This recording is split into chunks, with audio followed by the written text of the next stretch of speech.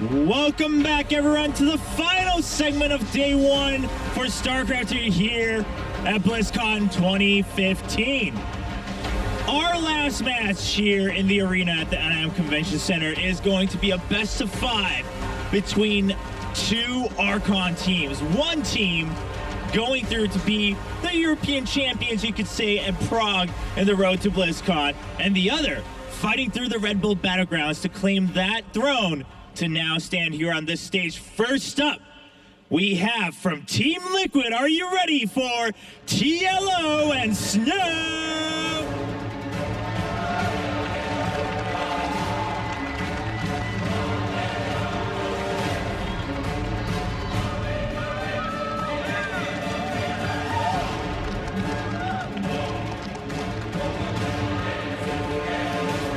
And their opponents, man, this team is just exploding with character. Please give it up for Huck and MC!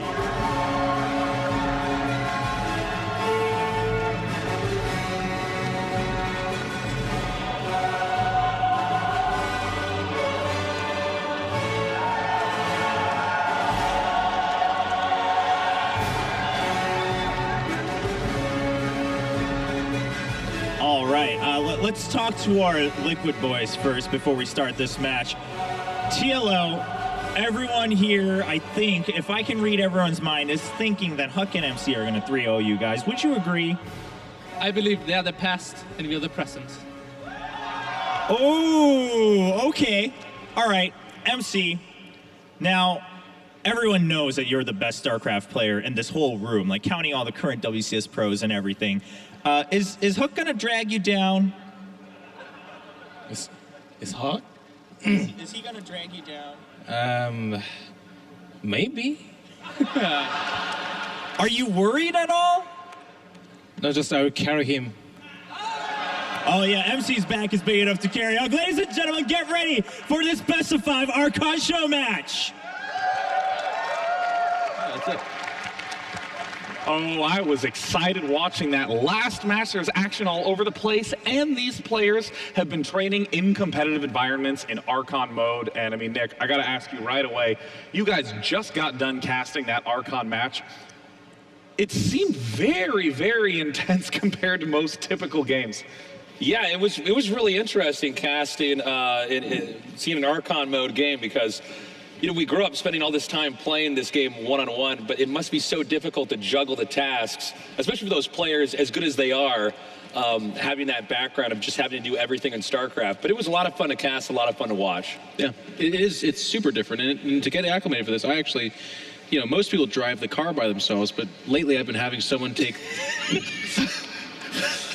Sometimes I'm known the thought of pushing the pedals with my hands controls driving, you know? He's saying stop, go, stop, go. It's not easy. So. It's super hard to coordinate. Like, I kind of be like, no, don't accelerate right now. I'm taking a left. But I did it, and it got me ready for Archon mode. I was really excited. The times that I've actually had shared control are in team games, you know, where I'll have a friend who's, you know, not an experienced player. He's like, look, just control my stuff if you want to. And that is really hard to decide when to like, oh no, retreat. And they're trying to go forward and you're trying to go back, but I'm clicking faster than he is, so they're just kind of stuttering backwards. I mean, it's little things like that where so much of your skill is pre-programmed. You react to things and you try to adjust those reactions. Less so of like, oh hey, I'm gonna retreat these things so we don't die in about the next second. Oops. It's kind of funny because it was interesting at the start seeing how the two teams, there was symbiosis between each player, but it was also funny because when it was falling apart at the end, you really saw some odd micro there because then who is in control of what? How do we divvy up the task? Yeah, well, I mean, they did say what they were doing, right? So it was supposedly like yellow on the micro and Nessie on the macro. I don't know if it stayed like that though, man. Well, while I saw the micro falling, the thing is you focus on things like the micro, but I did see Nestie get super supply capped for a long time, so I just couldn't bring myself to say it at the time. You noticed that as well? So much. I just want him back. The denial while you're watching. I want him back. I was having a good time until I saw that as well. I just killed my immersion. They're not really Archons. Now, the thing about Huck and MC is that they both like doing cutesy harassment in their general one-on-one games. And Who's macroing for them? I don't think either of them macro. I think it all goes to hell, but that's okay because the sort of attacks that you saw them do in the Red Bull Battlegrounds tournaments were brutal. Adept, Oracle, combo, micro, hitting both places at once. There's so many units that when you look at them, they're very high intensity, single focus activities. Okay, let's double that up. And that's really what they've been exploiting so much. And of course, you see MC. I think something to point out here, too, is that we only knew about them, who was at least supposed to divvy up micro and macro early on, because we saw that in the chat. I don't know if these guys are even going to operate in the same way, so. Yeah, I don't think so. I mean, they practice a lot together, so they probably will have a plan. Like, for instance, the first 4 gates, MC takes care of those. The second 4, Huck takes care of those. I was just going to say, wow. Yeah, there's a whole class of Archon jokes we haven't even explored. No, that's right. We need more time on this for. That's what this is about. This is the brainstorming session for that. So. This is like an old ventrilo group I used to be. Sit here. The jokes were a little bit more mean. It was very exciting seeing MVP and ST kind of be like, oh, maybe I'll come back to being a pro gamer in in Legacy of the Void. And then that kind of gets me excited for this match as well because I mean, do you guys think TLO will come back to being a pro gamer? Oh, so on point. They say wine gets better with age, but I also say you're getting funnier with age too, man. Ladies and gentlemen, the match number 1 is underway. A 2-on-2 Archon mode PvZ. G'day guys, welcome back, and we are pretty excited for this Archon Nathanius, and also casting with you for the first time. I'm very excited about that as well. It's fun, Maynard. Glad to have you here all the way from Australia, man. I hope you had a great time here at BlizzCon, and Maynard's been doing such a good job, guys. We're getting ready to go into this Legacy of the Void show match. I've had such a good time casting these 2 players, basically going and tearing it up. Every tournament I showed up in Archon mode, these guys won the Red Bull tournament, and I know they're coming into this thinking that despite whatever weird format we may have, they're going to win this too. It is Huck and MC.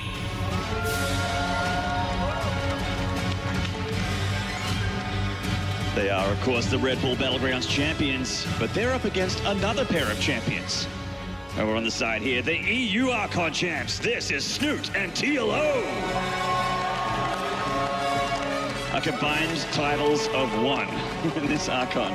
And Huck and MC rocking a 9. Yeah, but both teams, man, with a passion rating of infinite. Okay, Exactly. All 4 of these players, even if I feel like probably Snute was the last one to come up and really get recognized for the effort that he put in.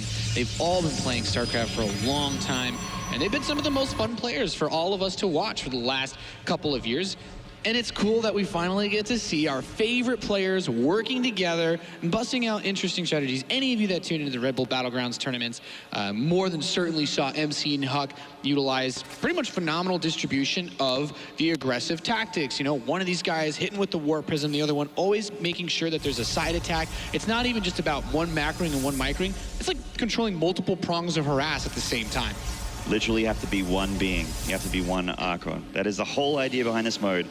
And see both these players, the build's not really super figured out in Legacy of the Void yet. So both players are going to be freestyling a little bit tonight. I'm not sure if you sort of got the vibe from the couch, but this is just going to be a little bit of fun. We're going to have a good time with this. So if there's one thing that I know MC and Huck like to do, the boys on the couch mentioned it, any of you who have watched either of these guys play in the last few years know gateway aggression. These guys love to get in your face as early as possible.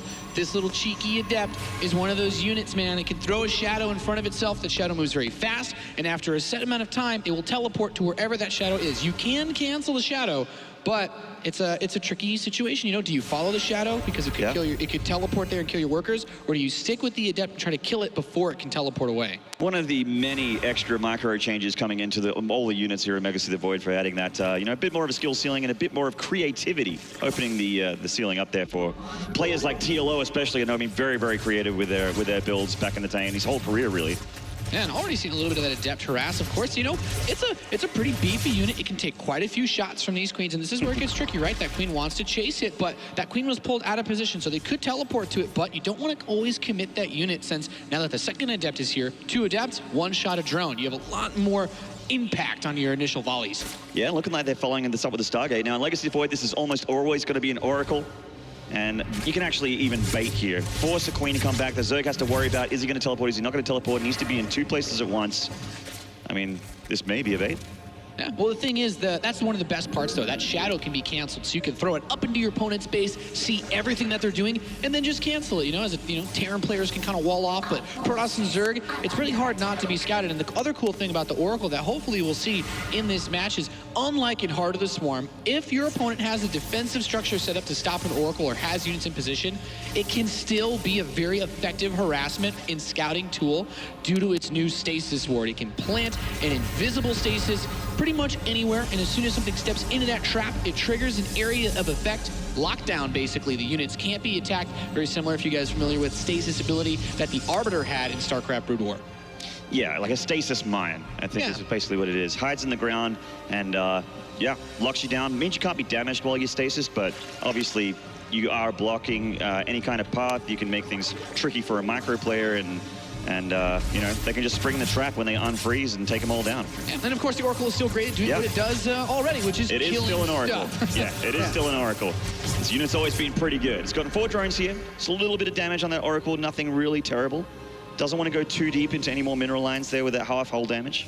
You know what I like, though? The thing about Archon mode is strategies like this, even though you usually say, okay, you got to focus on macro once this stuff doesn't do as much damage, you do have that option of one of these guys. Huck could be bringing this big gateway push. You know, he loves his 8-gate strategies. He sure does. And then MC, he loves his Oracles. You know, everybody wins.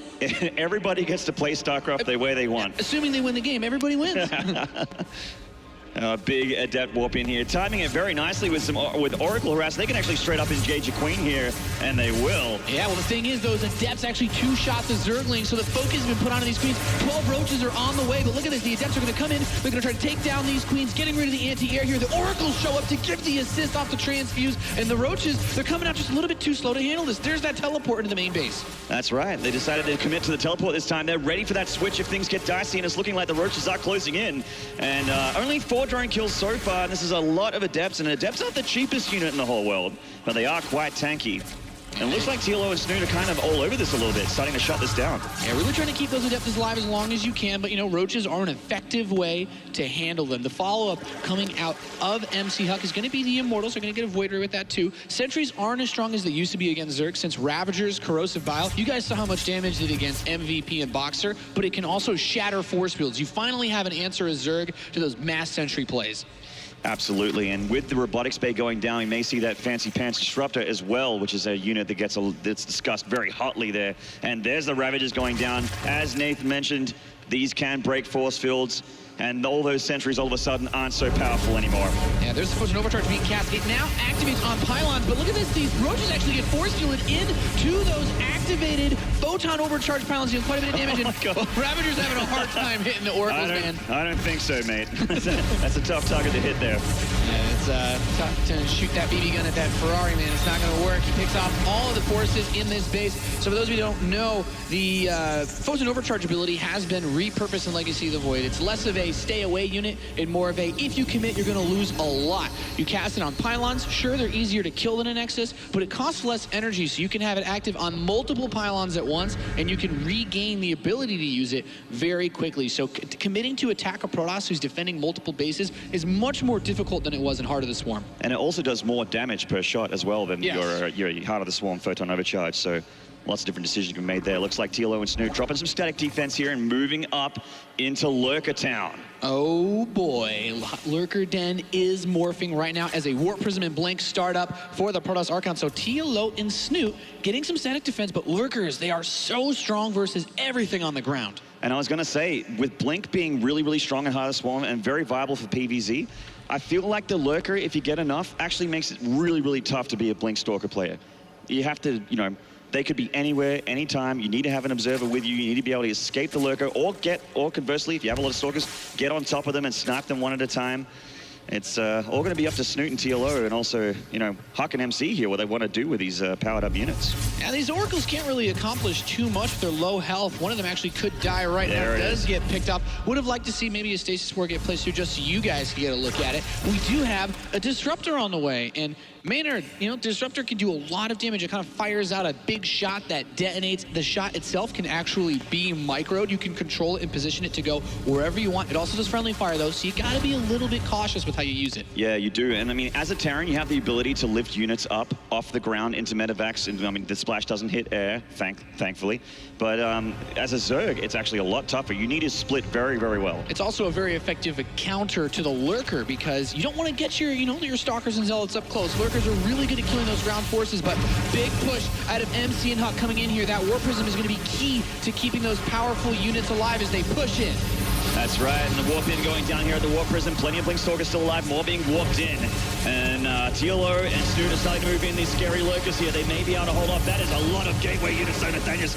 Needs to rely on some of the static defense and the Queens to transfuse possibly as well. They really don't want to lose a hatchery here. Oh, Blinks up to avoid where the Lurkers are. They deal so much damage, but they are a little bit harder to reposition than the other Zerg forces.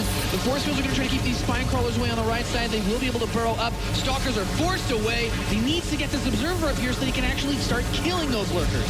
And these Lurkers are starting to set up a concave now. And with the Ravagers as well, they have that extra range. They can actually skill shot a little bit as well. Maybe get the Warp Prism. Oh, so close. And you know what else? That Warp Prism, that warping animation looks pretty damn fancy, I'd say, in Legacy of the Void here. Legacy of the Void looks fancy in general, Nathanius. Everywhere you look, everything's a little bit extra shiny. It's very nice. So the big disruptor play, that long-range shot is the ideal way to deal with those Lurkers. They actually have an equal amount of range to a Colossus, so you're not just going to be able to poke from far. You need to have that projectile that can get in there, and of course it comes down, the Zerg has to unburrow. It becomes a little bit more of a dance rather than a lot of force fields, a lot of blinks that we saw in Heart of the Swarm. Yeah, and an incredibly fun splash damage unit. Very powerful if in the right hands, and I would argue that Huck and MC are very much the right hands here. We're probably going to see some pretty sick hits coming up. Yeah, this is where that Archon mode comes into play so much. You need to keep those Stalkers and Immortals constantly moving. You need to keep this War Prism constantly looking for a place to attack and get damage done, but at the same time, someone has to be firing off those disruptor shots and making sure they clear out those Lurkers, or they will crush this Protoss force. Oh, one disruptor going to be picked up immediately by Roaches. Their nice pickoff, but there's that first disruptor volley. They're trying to use the Observer to find where the Lurkers are and then just siege it from that ramp there. They bring the Stalkers down here. They'll take a lot of damage. They decide to move forward, and they're actually picking up some static defense and a couple Lurkers here. Not a bad decision from Huck MC Archon. Yeah, they're pushing in through that static defense. The Roaches, however, are going for a big counterattack. Disruptor actually finishes at home, needs to fire off a volley to defend that position. Big shot takes out quite a few Roaches, but this Protoss army is still at their front door. And more drones are starting to fall here, and probes as well. Damage on both fronts. The action of they were very right about Boxer MVP, that Legends show match. It is just action all the time. So much damage being done. And really, this hasn't been a dull moment yet in this game. Yeah, it's crucial right now. MC and Huck are going to push through and crush everything if they do not find a way to force them into one of these choke points. Lurkers are great when they can use that splash. The corrosive bile and the disruptor. Oh, the drones! But those disruptors are killing everything. So much momentum for our Protoss team right now. And they are almost 100 supply up, Nathanius, and it is looking like there's going to be a tap out very, very shortly here as they take down this hatchery, bringing us back to 2. Double GG and Huck MC, Team Mick Huck, are going to take game number 1 in this best of 5. Yeah, it's a very well-played game. Perhaps some of your first times watching some Legacy of the Void StarCraft 2 action. It's quite a bit different than, what you may have seen before. That disruptor play, very strong. Of course, the Lurkers are much better at holding down those positions than Roach Hydra used to be at stopping the big Blink Stalker, the big Immortal play. Those are no longer going to be the focal points, at least for certain strategies of Protoss players. And, in this situation, it's fun, it's interesting, and I'm very excited to see what happens in the next game, because I've heard our format makes things a little bit weird, Maynard. Yeah, stuff's going to get crazy, Nathanius. So the winner actually loses their Archon partner. They pick their Archon partner, they get to sit there, but I mean, that sounds unfair, but the winner actually has to choose the loser's race for the next match. That's right. And that's going to make things interesting. Obviously, we've got a couple of Zerg pros here and a couple of Protoss pros. But something tells me they're not going to be playing Zerg and Protoss forever in this best of 5. So we potentially have the opportunity now to watch maybe MC 1v2 TLO and Snute, but maybe playing as Zerg or playing as Terran, perhaps. Just trying to put them away and keep it so that you can actually win that one 1v2, which will still be pretty difficult. Huck, as usual, doing nothing. Huck looking like he's going to maybe ask Twitter what they think about which race TLO is. He's probably dropping a poll right now. He's Drop. like, who should play in the 1v2, me or MC? I think he might be disappointed with the results of that poll. Yeah, it definitely looks like MC's still warming up. He had his hand on the mouse and keyboard, and it's usually a good sign that he's going to be the guy that plays here. Yeah, so very interested to see, we'll immediately get some feedback then, I guess, on how exactly the difference plays out. Won't be quite so easy to control all those armies, to have that Warp Prism scooting around, and of course, firing those disruptor shots while blinking Stalkers. Not quite as easy when you don't have 4 hands, Maynard. Yeah, quite right. So we're going to see a lot of multitask here, and like you aptly said, there is a lot of extra micro on these units in Legacy of Void. It is it's a game that is going to have a very high skill ceiling. Well, you won't even be able to see that skill ceiling, but we've got the Windows 10 DVR roll, the replay coming in here, seeing a little bit of that action. We see this super powerful Adept push with the Oracles as well. But that said, as scary as this looked and as powerful as it looked, Snute and TLO did a really great job minimizing the damage here. Like, they lost, I think, 6 or 7 drones, but honestly, that's 6 or 7 Adepts. That's a lot of resources chucked in here. I mean, it's a damaging push, and I really feel like this kind of shows Legacy of the Void is going to be all about that harass. This is not meant to be something that's going to be game-ending, but those drone kills here and there, forcing that larva, instead of rebuilding those drones, you're building more and more roaches, and that's what's going to allow you, as we can very clearly see, for them to just snowball up. And of course, little moves like this, man, those 2 pylons firing away, that's right. Quite fierce. And they really wanted those Ravagers to be up there to break those force fields. Maybe the Roaches could have been able to escape there, but obviously they got picked off by the Oracles there. A very tough target to hill with that Corrosive Vial. Another great force field there from Huck MC. And this is pretty much the death push here from Huck and MC. They found this nice little corridor where they could take the choke. And yeah, Snute and Snute and TLO got those Ravagers, the Lurkers with a really nice concave. But it was just too much Protoss on the dance floor. I mean, they got pushed back a little bit too far, it looks like, because if they're just a little bit further forward, that Stalker blink up into that bottom left base doesn't work anywhere near as well, right? So it's tough, but everything was just brilliant position. Huck and MC recognized the opportunity, they pounced on it, and they won because of it, so. That's right. You can actually see it in a couple of volleys if you're looking at the Stalkers on the left. The Lurkers do insane damage to gateway units. It's actually just a few volleys to be able to kill them.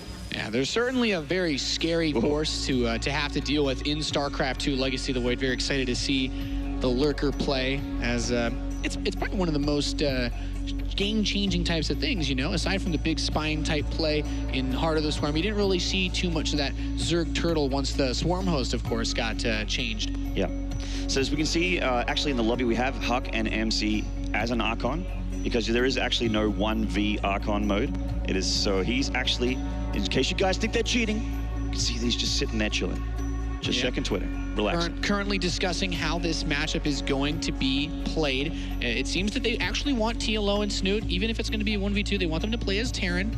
They think, of course they want them to play the most difficult race, in my opinion, so that they are not going to be able to quite as easily work together to defeat MC. Yeah. And Huck's actually just gone. He just left. He's done. And chair might as well have been empty last game, right? MC said he was going to carry him. Yeah, well, he still gets to play Protoss, and tell you what, MC's won a few tournaments as his time playing as that race, and seemed pretty at ease using the Legacy of the Void tools to get it done as well. So, Snute and TLO, let's see how their TVP is. Yeah,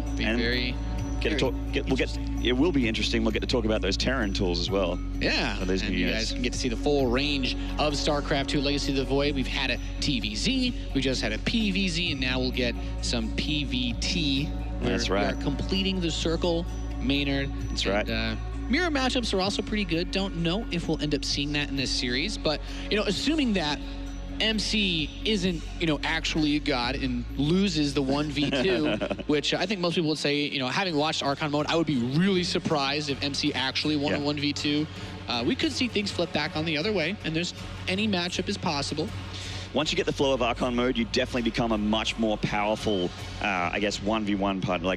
Like you are much more powerful than a 1v1 pro if you guys get together and you really synergize. And even though this is a show match, it's a little bit silly. They have been practicing. But in the bottom left here, playing as Terran this time, the Team Liquid EU Archon Gods. This is Snute and TLO. They have been put in this position after losing the first map to their Protoss opponent. Now it is, in fact, just one man, one desire to win an Archon match of StarCraft 2. Give it up for MC! The question that every Terran player, Maynard, has always asked, is Protoss actually good enough to beat 2 Terran players at once? TLO used to play Terran, so he has no excuse. Yeah. He can and should be poked fun at if he can't win this. That's right. I remember that Season 1 GSL back in 2010 or something. Hey, like that was a... He's the reason I played Terran. I 6-racks every game in Bronze League. It was amazing. Oh, the good old 6-racks Reaper. Those were the days. Yeah, there you go. TLO, quite a creative player. Let's see what he has in store for us here for Terran now in StarCraft 2 Legacy Void. There have been some pretty fun things that we've seen in the Battlegrounds tournament. I think one of the most famous games that there actually were, I think BCQXC popped a map off of Huck and MC, I believe, with a Ghost Rush. So far, it's just a very quick factory. So anything is possible in this game. They have a lot of options. Banshees are actually good against Protoss now, in my opinion. You can go for the fast Cyclone. It looks like they're going to drop a reactor on the factory.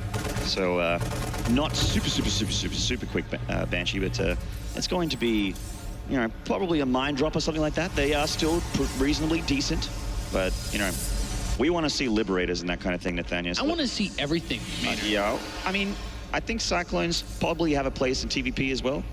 They used to be quite powerful to get the gateway units, at least. I mean, in my experience of losing lots of ladder points on the Legacy of the Void beta ladder, I can tell you that Cyclones definitely have at least a role as a sort of like a mid-game Reaper. They're very good at killing things like oracles or warp prisms. You don't want to build too many of them, I don't feel, as they don't scale quite as well.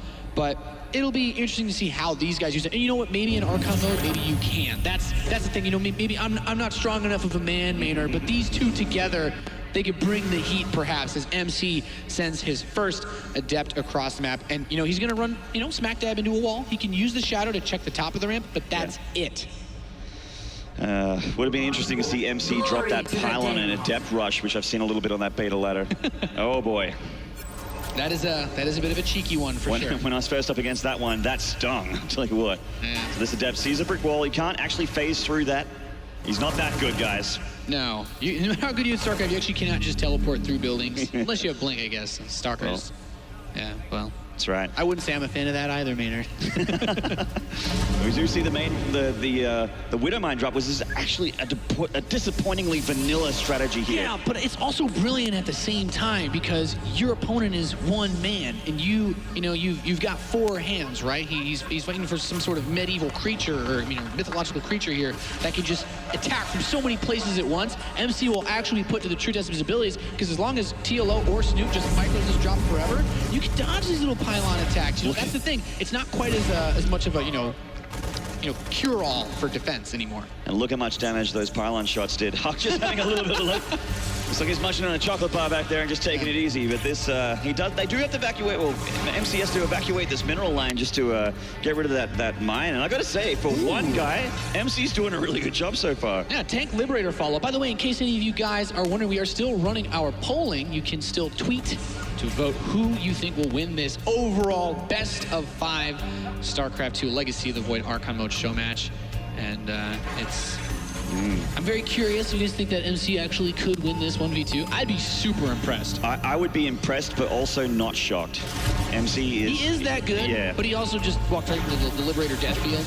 Oh, look at that. That's actually really interesting. That Warp Prism. Oh, yeah, that's sick. And Warp Prism actually has like a 7 drop range as well. It's not just directly under the Warp Prism anymore. Tank drop. Oh, yes. Tank drop strats. But MC is using some Stalker drop strats. The fire. Okay, so 2 of the Stalkers actually finally do get picked off. There's a bunch of overcharge defensively, but it's not in range of anything. It's not that good anymore. It has to be all the way back there on that pylon. MC suddenly realizing he needs units to defend, but TLO and Snute are pushing the natural expansion, getting closer to the The motion core does go down, no more overcharge for you. And it looks like that is going to get cleaned up, but they've done a bit of damage here. Yeah, stay outside of that liberation zone. The siege tank does finally die.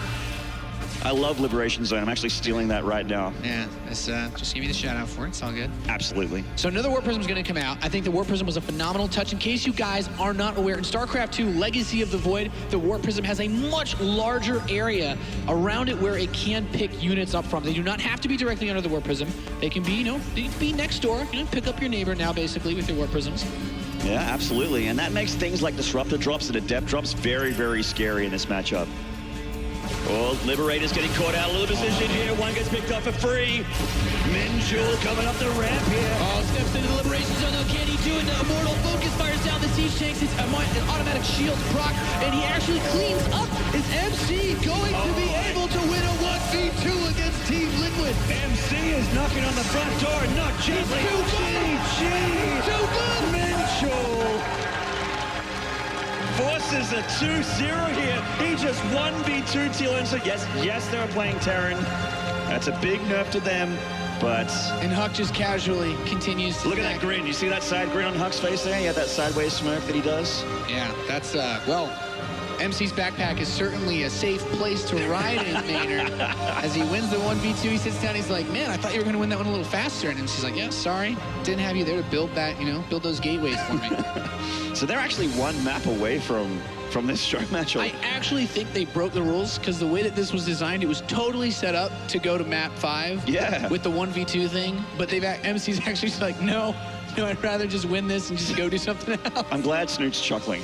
he's just like, oh man, I lost, but it's fun, whatever. Yeah, this, I think a lot of people on the Team Liquid Live report thread and the forums as well are going to be having some fun things to say about the European scene after this match. MC is good enough to take on the world, it seems, guys. Yeah, like with this format, like Nathaniel said, it's meant to go to Game 5, but I thought it was. We didn't account for MC being a literal god. Yeah, that's the issue here. He is actually too good at StarCraft. Yeah. I think it would have been easier maybe if we had Huck play the 1v2. Is Protoss that good, man? Arguably. Arguably. So I'm excited to see what the matchup ends up being if we still do something weird with who's playing what, because script's off the table now.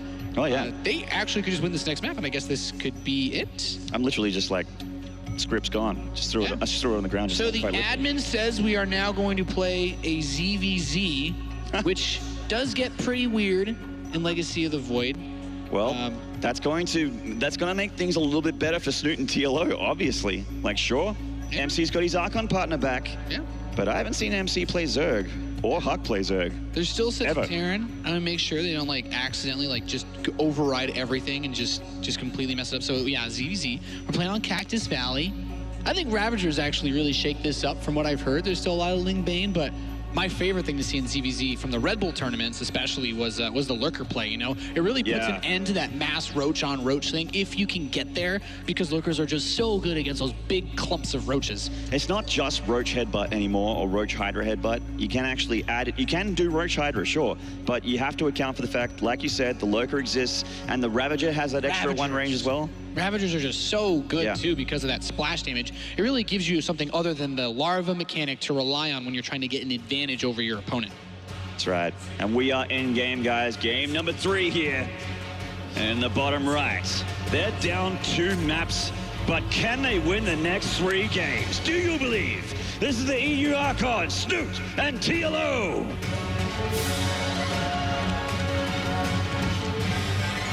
I still can't believe they lost 2v1 to MC. MC's good, man. I got to give that guy more props. This is the reality we live in, Nathaniel. We have to adjust. It's an amazing reality, Maynard, as they face off against the Red Archon in the Southwest. It's Huck and MC. They have at least 4 fans. Yeah, I mean, I heard at least one person shout. Yep. It's been a fun day here, a long day, but this could be the crowning moment for MC and Huck to basically say that they are the best StarCraft 2 Archon mode players ever, which is pretty impressive considering the game's not out yet. I would like for them to be called Mick Huck and get sponsored and all that sort of stuff. That would be really cool. Yeah, that's the next level of Archon team names for sure. So they spawn horizontally, and ZVZ-wise, I guess we're just going to have to see who wants to get aggressive, right? That was kind of always the way that it worked in Heart of the Swarm, although you didn't have as many directions to take as you will have in StarCraft 2 Legacy of the Void. But man, I'm so excited for this game to come out. That faster start, having more workers, all the games I've played in beta, it just feels faster. Everything that you thought was slow about StarCraft, you know, anything that you feel that you can get money fast enough, you got more workers. Yeah. They didn't run out of money fast enough, you've got less money to work with. And you've got so many more powerful units that can really shake things up and more ways to handle those awkward situations where you're not sure if you're ahead or behind. What I'm really excited for is in after a couple, you know, high-level tournaments, a couple premier tournaments, when we start to see the really smart players, or like the Snutes, the TLOs, the Hucks, the MCs, all those guys start to figure out a meta. And you get to see what's really strong and what works against what. And I'm really excited to see that shape out. It's such an exciting, like, frontier time when the expansion comes out. It's just like a big wasteland of exploration. We are right here. We are on, as you so eloquently put it, we are on the frontier of StarCraft 2 Legacy of the Void. We have no idea where this will take us, but it's certainly going to be an exciting road with so many changes, you know, much more sweeping. And we talk about Wings of Liberty going to Heart of the Swarm was good, but there's just so much that has really been shaken up in this game. So far, for this early phase, nothing super surprising, right? Both players want to get Zergling speed. Zerglings are still good units, guys. Those weren't, like, made worse at all. Banelings are also still good. That's the cool thing, is that even though there are new units, the units that have been there since Wings of Liberty are still usable. Yeah. My favorite tweak of, you know, coming from Terran, of course, is the Reaper. Those grenades are awesome. They are good fun. When I played lots of Legacy of the Void beta, it took me a long time to remember that spell existed. I was just doing regular Reaper stuff, and that's what happens when you play, you know, a couple thousand games in one expansion, and you launch to a new one. One of my favorite units as for Zerg is the Ravager, man. There's so many ways you can mess with someone. If you're pushing with Ravagers, you can drop that Cosmic Bile from the sky. You can actually kill larvae of your opponent with it. You can kill Overlords that are out on the map without having to have a lair. It's really nice because you just have so many more options that you can work with. Even look at this evolution chamber that's coming up for Huck and MC. You can use it for the upgrades, but in StarCraft 2 Legacy of the Void, it also allows you to individually transform Overlords to get drop capabilities pre-layer. So you can go for a really fast drop if you want. It's also a great way to save units that are being attacked when you're defending a position up front. Yeah, it's actually amazing how early you can get that drop too. Like it hits way earlier than you think it can. I have auto-lost games. Just like it arrives in my main. I'm like, well, I'm just dead. I'm dead now. Like, I don't have a choice. That was like one of my first games, Legacy of the Void beta. It was like, oh, I just didn't realize you could afford so much so fast. And you just get bowled over before you even realize it. But you know, at the same time, you know, once you get things going, you can kind of figure out it's also a bit easier for you to get your defense up faster. So this Baneling aggression completely deflected here. His poke is knocked back. That's right. Now, my first Legacy of the Void game was against Le Tot, and it actually destroyed me. That's painful. Yeah, I even made Cyclones and I still lost. Well, he's still got some passion left in him. Yeah. So we do have Roaches on the way now for Huck and MC. They have decided that Ravagers are going to be the ideal option. So for ZVZ and Heart of the Swarm, this is actually reasonably normal, right? Both players want to eco up maybe a little bit more than this, and you just kind of go into that big Roach speed, Roach on Roach. But here, transformations into Ravagers have a very big impact because that Caustic Bile, you know, it's not single target, by the way, guys. If your Roaches are clumped up, you hit between 2 or 3, it will splash. It's like 60 damage. It's a lot, and it can turn the tides of battles so fast that you really can't just be like, oh, I'm going to macro up and just, you know, we're going to have our Roach Balls fight. No, you have to dodge these Caustic Bile shots. You have to fire off your own, and here we have it. A couple of defensive Ravagers with that Baneling, and a couple of very aggressive Ravagers as well. Yeah. And this zones out the player when they have to avoid these shots because they are so damaging. A nice micro from Huck and MC so far. They actually hit a few TLO and Snute units there. The Link's coming in for a bit of a buffer. More Ravagers here for Snute and TLO, but some beautiful micro from both ends. Both players are splitting against this damage. Did these guys play Terran in a previous live? I thought these splits are quite nice. Doing a great job of dodging those Ravager shots. Both sides taking terrible, terrible damage. But I think at some point, Snute and TLO, with their reinforcements, should be able to push this back for at least a little bit. This is actually so entertaining for me to watch. This is awesome. Yeah, this is great. And so the Ravager is just a straight up upgrade on the Roach. It has extra range, more hit points, and the spell as well. Yeah, it doesn't have the armor though. It's a little bit softer. So your Ravager, I mean, it looks bigger. It is scarier, but you know, it's actually not quite as tanky as that Roach. So you do have to be a little bit careful with it. You don't want it to get surrounded by Zerglings. And of course, they're very big, so they're going to bumble around each other a lot. It's not super easy to use them, kind of like Stalkers. You know, you want to get a good spread if you're going to use a lot of Ravagers. Well, its butt's full of lava, so I'm not surprised that's kind of volatile. Yeah. So we do have some Zerglings trying to come up on the right side. Of course, those Ravagers, very expensive as well. It basically turns the overall cost of a Ravager is about 100. So that basically just makes your Roach cost gas. But I'd say more than worth it if you can afford it. Ooh, link run by here by Huck MC. Gonna only get a couple of drones get deflected there. Of course, that's the Archon part, man. You can throw these Zerglings around left and right. Hit them from the north, hit them from the south if you want to. And that just gives you so much utility because you have your buddy there that can also look back and get all those injects done at home while you're doing all these attacks. That's right. Saves you from getting done and dusted. Yeah. I would certainly say so. Lair is about to finish up for our Team Liquid Archon. They're getting that +1 attack quite a bit later. Actually, very interesting to know. I personally always felt that one of the biggest things for ZVZ and Heart of the Swarm is having that +1 faster. It's one of the most impactful upgrades in Roach vs. Roach. Takes off 2 whole hits required to kill another one. So that's been a nice edge that they've had. But moving into the further upgrades, I'm going to be very curious to see where exactly they go with the Lair tech in particular. I'd love to see some Lurkers, but Ravagers can also kind of shoot at those too. Yeah, and we see the Hydra Den is on the way, so your wish may come true, Nathanius. It must be your birthday already. We got the Zerglings running past here and taking a lot of damage. They're more for scouting purposes at this point. They're not going to get too much done. That said, they do right-click on a couple drones. Damage. It's damage. The thing is, Zerglings aren't going to kill a Roach Ravager or Roach Lurker army, period, right? So you might as well try to find a way to make them as useful as possible. If you can't engage their army, throw them around, get the attacks in on the expansions.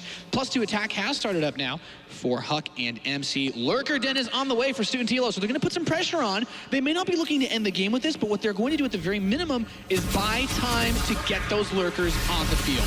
That's right. We see the caustic bile. Shots getting down there. Shots fired. Overlord nearly dead. Another ling run by from McHuck. This got to be MC all over the place. I'm actually very curious to know what Huck has done in this game. I feel like if we asked MC, he'd be like, I think he maybe spread 2 Overlords. After that last game, it probably cuts to Huck. He's still on his phone. He's like, I actually just got another candy bar. I was like, yeah, did MC finish winning this one? You guys don't realize I actually didn't play it all in this show match. The rules just said you had to have 2 people. Easiest series of StarCraft he's ever played in his life. Tunneling Claws is coming up, though, so that, the Roaches, even if you're not going into Ravagers, they're still useful on their own. Roaches in StarCraft 2 Legacy of the Void move substantially faster while burrow. They are a much larger threat, and they will mess you up if you are not prepared. They're going to spread around your bases so much faster than they otherwise would have in Heart of the Swarm. Yeah, both players going for that all-important +2 attack upgrade, and that's still important. So important in ZVZ in Legacy of the Void from Heart of the Swarm. And Overlord speed is being researched by Snute and TLO as this expansion gets knocked down. I would love to see some Lurker drops, Now I've got wishful thinking, man. These guys are teasing me. They are teasing you. They're teasing all of us. We just don't know what's going to happen. But we can see that the Lurkers are starting to join the party here, and they, like we mentioned before the series started, very, very scary in this matchup. Yeah, they obliterate Roaches if you try to push into a fortified position. I think it was Vibe and Livy B playing in the Archon match that really showed that against another opponent. They tried to run a bunch of Roaches through a choke point. Yeah, well, there's really nothing that runs through a choke against Lurkers and comes out the other side. That's right, you see it happen. Oh, and here's a caustic bile. This is actually a great counter to the Lurkers. They're actually killing one here. Sitting all the way back. The Ravagers just out of harm's way, but there is a large army of Ravagers and Roaches here from Snute and TLO, pushing back McHuck. Oh, the Sharks! They're coming in. They move so fast. It's so easy to get blizzard, but the Lurkers are right there. They're going to try to hit these. Can they escape in time? They do move quickly enough, so he's going to have to split the Lurkers between that third base and the main. Suddenly, the harass is hitting on both sides. That's the power of Archon. There it is. And another the army of Snute and TLO actually coming all the way back here. The Liquid Archon really taking this harassment seriously. The Roaches are going to get cleaned up. Oh, and another cancelled hatchery here. Look, you can see how much multitask is happening in this game. It is going on all over the place, Maynard. And I have to say, I still feel like in a straight-up fight, those Lurkers are good. But we already saw, even in ZVZ, those Ravagers got quite a few shots off. Snute and TLO need to be very cautious that they do not keep their Lurkers clumped up when they burrow them. As effective as they are fighting together in a line, you still want to spread them out. There's still ways that you can punish these forces in ZVZ. Yeah, when they were clumped right there, the caustic bile was hitting like 2 or 3 of them, and that was, obviously something you don't want. Lurkers have a lot of hit points. It's not easy to take them down, but they still, they can't attack while they're running around. So you need to be very careful with where you burrow them. That's right. They're desperately trying to get this 4th hatchery up. Huck and MC have just been on the 3 hatches for pretty much the whole game. And they've been able to sustain a pretty scary army just on that much. And we can see that they're getting a little bit dry back there. Running out of resources. Oh, that's a cancel just in time there. They nearly took damage there from the caustic pile. Can actually kill them while they're morphing as well, which is something you got to watch out for. A few shots going down. Snute and TLO taking a bit of damage, but nothing too bad. Maynard, I've been informed of something very, very strange that I didn't quite realize, because this Zerg team in blue is actually playing so phenomenally well. It's not even a team anymore, Maynard. Really? Snute's actually playing by himself. My God, this has been Snute versus Huck and MC the whole time. Yeah. It just goes to show we don't have the attention span in Archon to actually follow all of We it. literally can't look behind fast. us. We can't look behind us. We watch these screens. Yeah, it is happening that fast. And now I am like 300% more impressed with this blue team. Yeah. You know, playing just basically Ravager Roach versus Roach Ravager Lurker. I feel like the Lurker should be able to edge this out. Snute's going to move up, and here we can see that splash damage dealing tremendous firepower to the red team. But so many more Ravager shots are covering the entire area of Snute's army. And Snute's getting the hurt on here. It actually looks like Huck and MC are in a great position with all these extra units. They still have all their Ravagers alive. Oh, they're still getting some counterattack damage going here with these Roaches as well. They even brought Overseers this time just to make sure they could get rid of those defensive Lurkers. They're taking out all the scary Lurkers there, and they are pushing, so they have to be very careful. The Overseers are speed upgraded, so they can get onto those Lurkers and take them down. Huck and MC are starting to power ahead here. They are actually 70 army supply up an advantage, and it's looking like it might be a 3-0, Nathanius. I think we're seeing the power of all that multitasking here from the Archon mode in this game. GG! Well played, Mick Huck. They've got themselves a show match. One, done, and dusted. Talk about a true display of skill, Maynard, as they managed to win 3-0. Just... I don't know, man. They seem to know how to play multiple races. I will say this, for those of you guys that don't know, I'm like 99% sure MC has actually hit like high GM on Korean ladder with every race, so... Yeah, on the Legacy of the Void bet, you mean? Or... No, I'm pretty sure in even Heart of the Swarm as well. He's actually just really good at StarCraft. He is. Oh, commiserations to Team Liquid. They're going to lick their wounds, go back into that little practice hole, and get real good.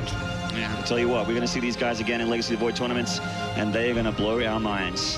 I can't wait for the creative minds to just really flesh out this game and show us the builds that we should have been doing a long time ago. All these guys have been some of the most creative players we've seen, pioneers of all their races, MC, TLO, Snute, and then, you know, Huck pioneering ways to build gateway units. But let's hear from the winners themselves with Chobra. So 3-0, huh? 3-0. Power of Archon mode coming out. I think we all witnessed, though, the true power of Archon mode is that one of you guys can be eating snacks while your teammate is just crushing his opponent 1v2. How enjoyable was that, Huck? Very enjoyable. I love Hershey's, so it was quite delightful. I thought you were having the time of your life right there. But of course, you did play 2 games also. What was it like just being able to absolutely demolish the Team Liquid boys as they stand right next to us alongside MC? I just feel like me and MC are pretty far ahead of every other Archon team, so we were expecting this result. The ZVZ was actually very close, but since we both have very good control, it seems like Ravagers in the right hands can beat almost any composition. Awesome. Yeah, it was a fun game to watch. MC, what about you? Did you feel betrayed at all when you had to play alone here, 1v2? I think... Yeah, I'm just sorry to Liquid players, because I'm too good. Yeah, I mean, we got to be honest, man. 1v2, that's not an easy feat, and I do believe these 2 players are current active players, and you just crushed them. Yeah, maybe because I'm Korean. Makes a lot of sense. Ladies and gentlemen, give it up once again to your Archon champions of 2015. It is MC and Huck. MC entertaining as always, and of course, Legacy of the Void Archon show matches. We got the chance to see a huge variety of races, and MC and Huck again and again show that they are in dominating form. So I'm really excited to see the potential of different pro players being paired together. Yeah, I mean, I'm just waiting for this guy to make another joke. there. And no, I don't have a joke ready yet. Give me time. But no, it's kind of interesting to see how people pair up and how they do it. I don't know. How do you guys like Archon mode compared to? Well, Archon mode's great, but I want to ask Nick a hard-hitting question here. You look like a guy that can take it. Which is the worst team? Is it Yellow and ST or is it Snute and TLO? I mean, if they were to go to battle, who would lose? Well, part of me wants to talk smack, but the fans. That's good. I mean, what's funny about it is that you see these two really good players play at the same time, but it is a little bit weird, right? Everybody's so used to doing everything individually in StarCraft. This takes a whole new learning curve to pick up. If I was like playing with Tasos, like we'd have an engineering bay, and he'd start +1 attack, and I would be like, "What is that?" I'd cancel that and get building armor because we're just different players. It would be chaos. Let me tell you. Yeah, and if Nick and I paired together as an Archon, I would take an early third, and Nick would cancel it and go all in. You would make the probes, and I would rush with the cannons. I think that would probably go. I could see playing with In Control, and he's making Dark Templars and dropping them out of the prism, and I turn them into Archons. No, Dad. We can do it all night, guys. We can do it all night. You know how good they are when they're invisible? So outside of the Archon show matches, I mean, we've gotten through day one of WCS. It's a surprising top 4, but an amazing top 4. Life, Classic, Rogue, and of course SOS rounding everything out. I mean, Jeff, who's your pick to win it at this point? I mean, I think if I'm going to go Classic, I like the story of a guy ending HOTS, kind of with a chip on his shoulder saying, why does nobody know who I am? And playing as well as he is for an organization as good as SKT1, I think he's a really good pick. But that top 4 is tough. I should have answered after Artos' picks and then known that we're at least down one guy that can potentially win and make it easier on myself. I mean, I said before the round of 16 even started, I thought SOS would win the tournament. Like, he wins all the 100 grand tournaments he's in. Yeah. Right? That's 100%. Is it 100%? Did he win all of them? He won every single one he was in. I actually Which makes it 100%. I don't know if I agree with that line of reasoning, but I will say, like,